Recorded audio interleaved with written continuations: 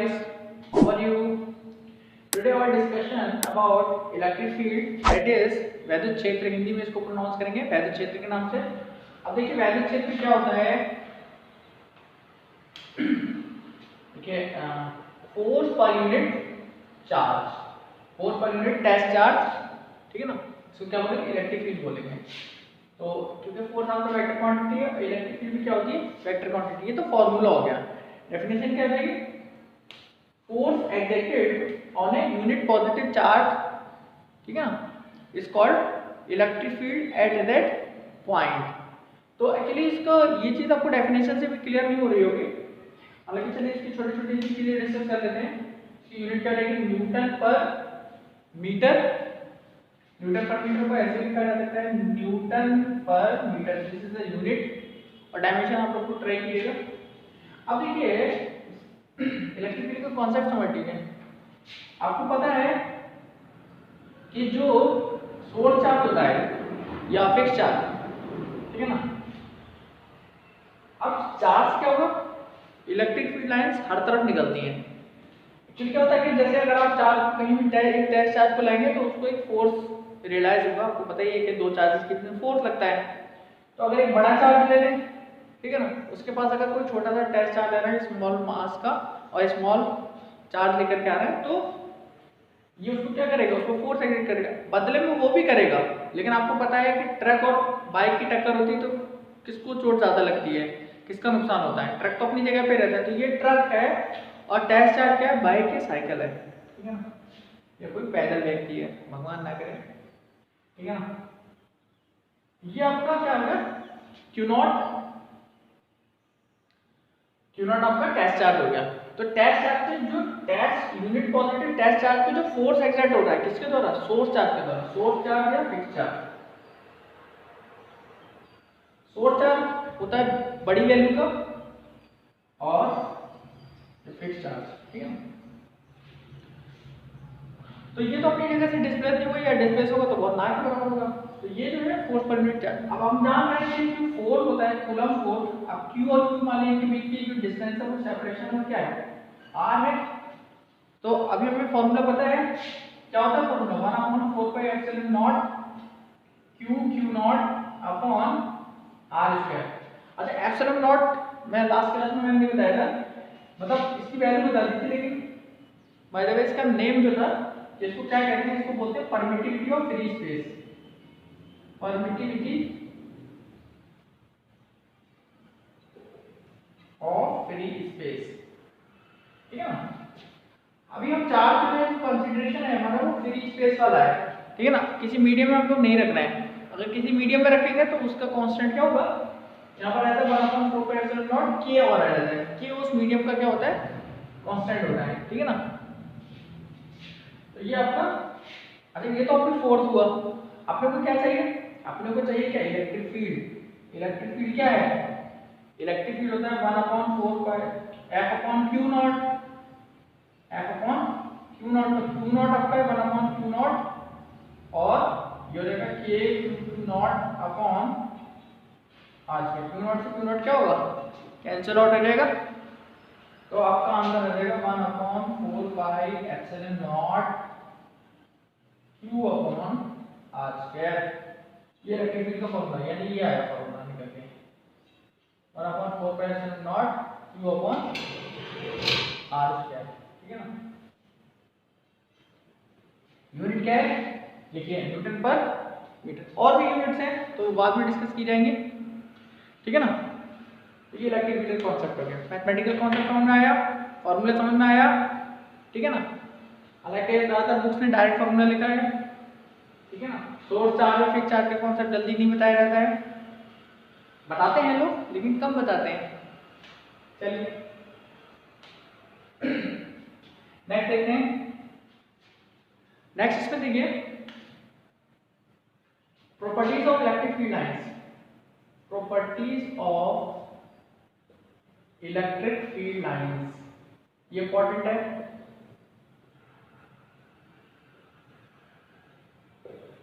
तो अगर positive charge है तो इससे माना जाता है कि इलेक्ट्रिक फील्ड लाइंस क्या होती है, इमर्ज होती है, और कहाँ तक जाती हैं, इन्फिनिटी तक जाती हैं, ठीक है ना, ठीक है। और अगर निगेटिव है ये ऐसे करके बना दीजिएगा,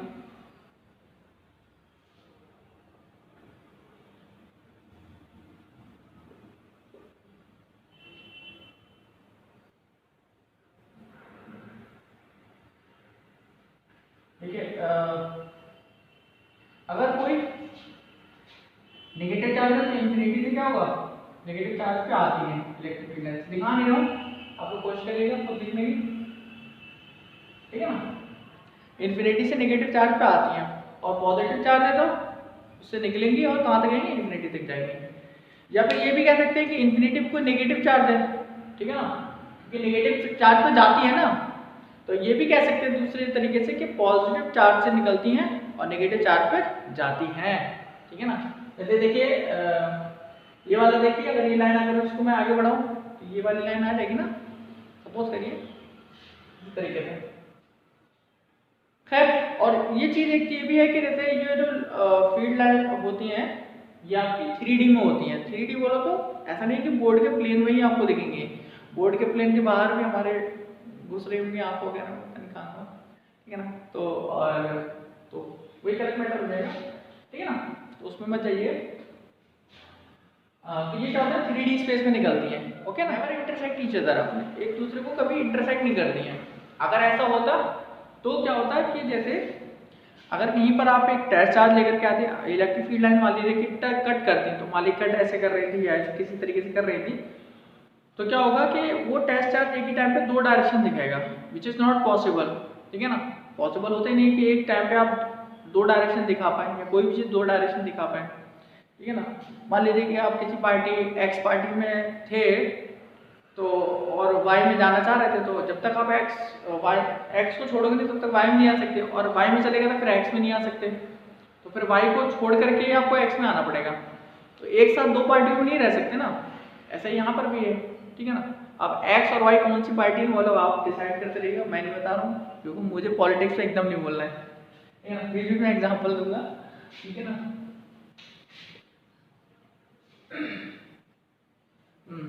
और एक चीज ये कि जैसे जो सरफेस होगा उस पर नॉर्मल होती है, परपेंडिकुलर होती है, तो इसका एक्सप्लेनेशन जो है वो सेकंड चैप्टर में है कि इलेक्ट्रिक फील्ड लाइन जो होती है सरफेस पे नॉर्मल होती है, मतलब कहीं पर भी परपेंडिकुलरली निकलेगी। ऐसा नहीं होगा कि जैसे टेंजेंट टाइप में निकले, इस टाइप में टेंजेंट टाइप में नहीं निकले, ये रॉन्ग बात है, ठीक है। तो इसको प्रूव किया जाएगा बाद में, ठीक है। और क्लोज कर्व नहीं होते हैं ये, ठीक है ना।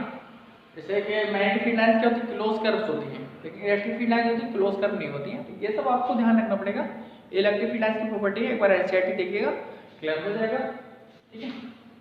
यहाँ से पढ़ने के बाद एक बार एनसीईआरटी देखेंगे तो आपको सब एनसीईआरटी का ही मिलेगा, और साइड बुक से भी हेल्प, मतलब साइड बुक का भी हम लोग देखते हैं, हम लोग क्या मतलब बोले थे हम, ठीक है।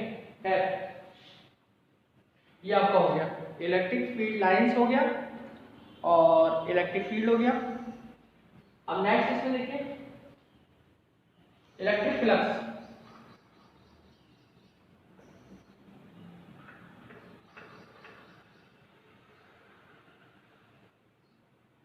यह एक चीज होती है, इलेक्ट्रिक फील्ड को ऐसे भी डिफाइन कर जाता है, चलिए वो तो ठीक है। इलेक्ट्रिक फ्लक्स देखिए, नेक्स्ट टॉपिक है इलेक्ट्रिक फ्लक्स। तो इलेक्ट्रिक फ्लक्स क्या होता है, अब जो इलेक्ट्रिक फील्ड लाइंस हैं अगर वो आप किसी एरिया में देख रहे हो, एरिया के अंदर हो सकता है, रेगुलर हो सकता है, इरेगुलर हो सकता है, किसी एरिया से जो इलेक्ट्रिक फील्ड लाइंस निकल रही हैं, ठीक है ना, तो वो आपका क्या होगा, इलेक्ट्रिक फ्लक्स होगा। हालांकि ये जो है अभी आपकी, ठीक है, एक एनालिटिकल मैं आपको बता रहा हूँ, ठीक है ना, किसी एरिया से जो फील्ड लाइंस पास होती हैं that is called electric flux. तो ऐसे नहीं लिखना है, डेफिनेशन जो आपको लिखनी है वो इस तरीके से लिखनी है कि the product of electric field intensity, मतलब जो मैथमेटिकल वैल्यू निकल करके आई किसी पॉइंट पे, ठीक है ना, फोर्स पर यूनिट चार्ज, जिसको हम लोग इलेक्ट्रिक फील्ड बोलते हैं, तो उस पॉइंट पे जो वैल्यू निकल के आती है उसी को क्या बोलते हैं, इलेक्ट्रिक फील्ड इंटेंसिटी, ठीक है। The product of electric field intensity and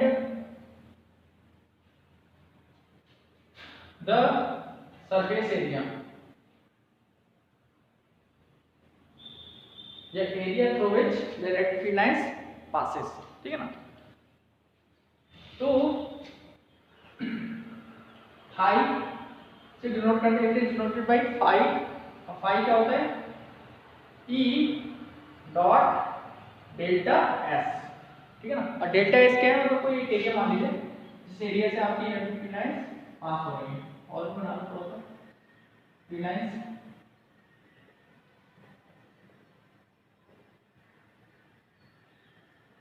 और बना दीजिए,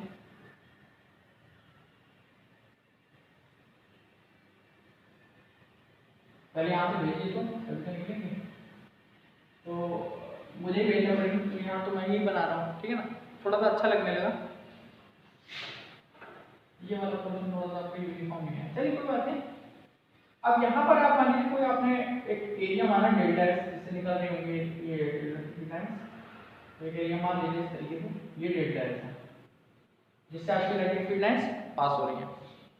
इस बड़े से एरिया में भी हमने एक छोटा सा एरिया मान लिया डेल्टा एस, और इसको मैं एक एवरेज फ्लक्स मान रहा हूँ डेल्टा फाई, ठीक है ना, फाई जीरो बना के उसका पेट फाड़ दीजिएगा, ठीक है ना, इसका ओके।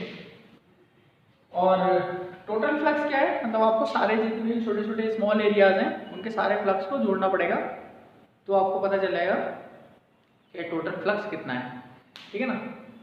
मान लीजिए कि एक जैसे शरणार्थियों की समस्या है हमारे भारत में और पूरी दुनिया में भी है, तो मान लीजिए कि कुछ लोग बांग्लादेश या पाकिस्तान अफगानिस्तान से इंडिया में आना चाहते हैं, जैसे कि जो CA वगैरह का कानून है, तो और उनको वहाँ प्रताड़ित किया जा रहा था उन देशों में, जो माइनॉरिटीज़ है, रिलीजियस माइनॉरिटीज़, तो अगर वो भारत में आना चाह रही हैं तो मान लीजिए कि बहुत सारे हमारे वाघा बॉर्डर है और कश्मीर का है और यहाँ पर है वहाँ पर है, ठीक है, बांग्लादेश की साइड में बंगाल और असम में जो बॉर्डर लगते हैं बांग्लादेश के, तो उन सब जगहों से मान लीजिए जो माइग्रेट हैं वहाँ के लोग रिलीजियस माइनॉरिटी, वो अगर एंटर कर रहे हैं तो उन सबको जोड़ना पड़ेगा, तब टोटल फ्लक्स आ जाएगा कि टोटल कितने लोग आए, ठीक है ना, समझ रहे हैं, समझ आया कि नहीं।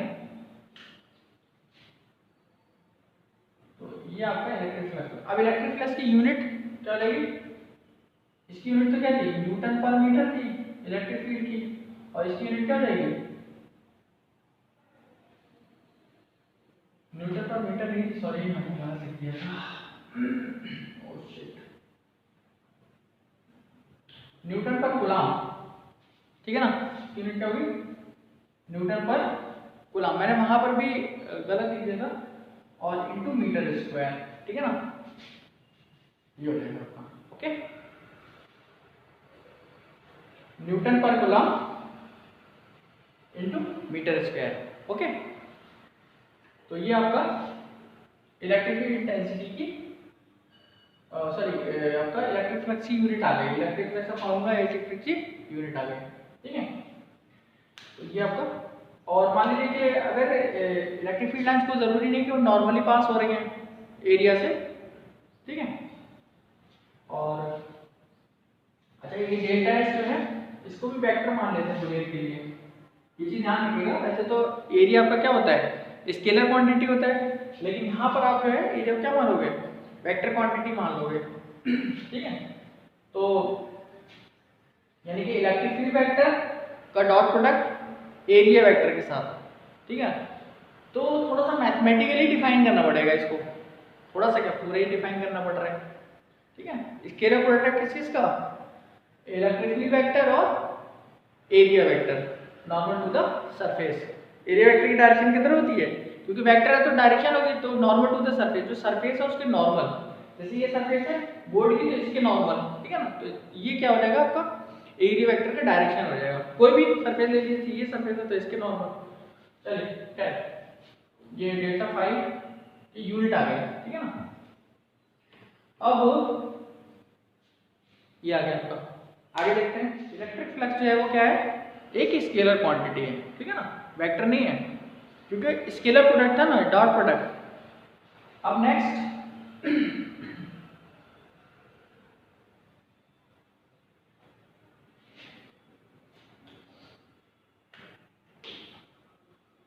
अब इसमें देख लीजिए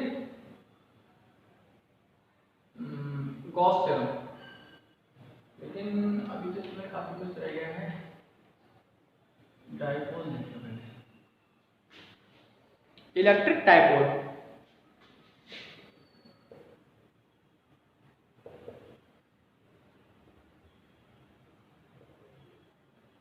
तो what is electric dipole? Electric dipole क्या है? इलेक्ट्रिक डाइपोल एक अरेंजमेंट है टू चार्जेस का, equal and opposite charges, place a small separation, ठीक है ना। इलेक्ट्रिक डाइपोल क्या होता है? अरेंजमेंट ऑफ टू चार्जेस, ठीक है ना, प्लेसेस ए स्मॉल सेपरेशन। स्मॉल सेपरेशन को आप लोग मान लीजिए 2a या 2l मान लेते हैं, कुछ बुक्स में 2a या कुछ बुक्स में 2l मान रहे हैं। 2a क्यों माना है? क्योंकि इसका सेंटर हमको लेना होगा। नेट चार्ज डाइपोल का कितना 0 है, क्योंकि जितना प्लस होगा उतना माइनस होगा, तो नेट चार्ज आपका 0 होता है, ठीक है ना। अब कोई एग्जांपल बताइए डाइपोल का, जैसे NaCl डाइपोल है, HCl क्या है? डाइपोल है, केमिस्ट्री में पढ़ा होगा ना, एक पे प्लस पोलरिटी होती है, एक पे माइनस चार्ज आता है, ठीक है। तो खैर, तो इसकी डेफिनेशन मैं नहीं लिखवा रहा हूँ, मैंने बोली थी।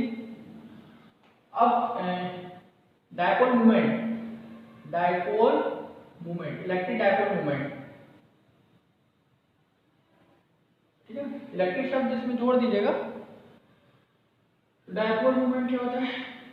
देखिए, ये आपका P से डिनोट होता है, ये क्या होता है? Q इंटू 2a, मैग्नीट्यूड है of any one of the charge, ठीक है ना। किसी एक चार्ज का मैग्नीट्यूड और उसका सेपरेशन के साथ प्रोडक्ट, ये क्या हो जाएगा आपका? डाइपोल मूवमेंट हो जाएगा, ओके। यूनिट क्या होगी इसकी? यूनिट होगी इसकी कूलम मीटर, ठीक है ना, कूलम इनटू मीटर यूनिट रहेगी, ओके ना। ओके, इतना काफी है। 2qa भी लिख देते हैं इसको, एक